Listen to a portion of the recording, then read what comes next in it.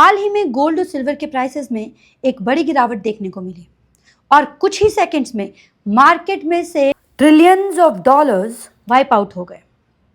अब घबराने से पहले एक बात समझना बहुत ज़रूरी है कि क्या ये सच में किसी बड़ी प्रॉब्लम का इंडिकेशन है या फिर सिर्फ एक फ्लैश क्रैश जो एल्गोरिदम, हेडलाइंस और मार्केट मैकेनिज्म की वजह से ट्रिगर हुआ है। गोल्ड और सिल्वर के प्राइस क्रैश से पहले दो बड़ी खबरें सामने आई थी।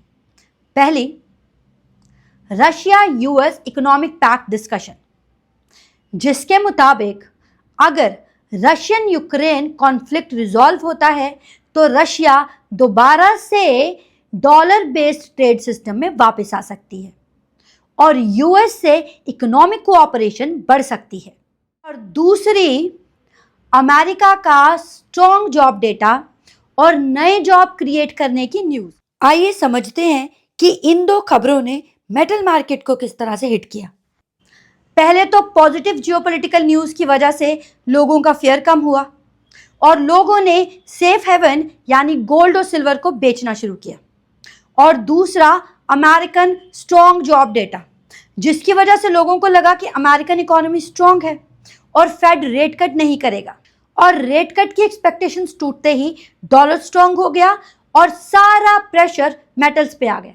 अच्छा, इन दो न्यूज़ से पहले भी एक बड़ा कंफ्यूजन सामने आया था।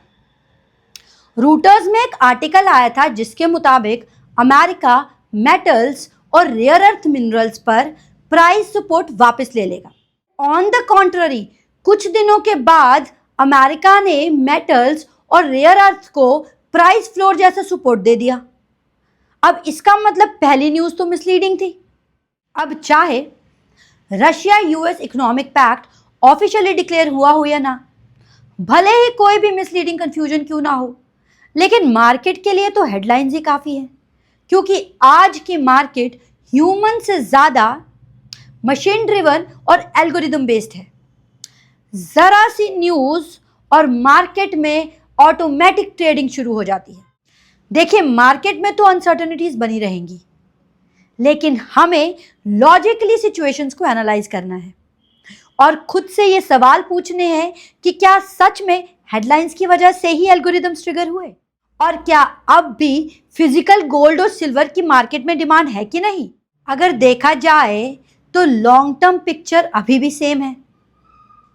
सेंट्रल बैंक्स अभी भी गोल्ड खरीद रहे हैं।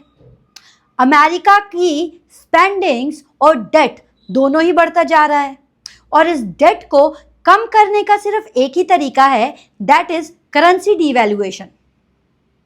तो बदला क्या है? सिर्फ गेम खेलने का तरीका और स्पीड। ऐसे में हमें क्या करना चाहिए? पैनिक में बेचो मत और हाइप में खरीदो मत। इतनी वॉलेटिलिटी में शॉर्ट टर्म ट्रेडिंग से बचो और हेडलाइंस को नहीं, स्ट्रक्चर को समझो। धन्यवाद।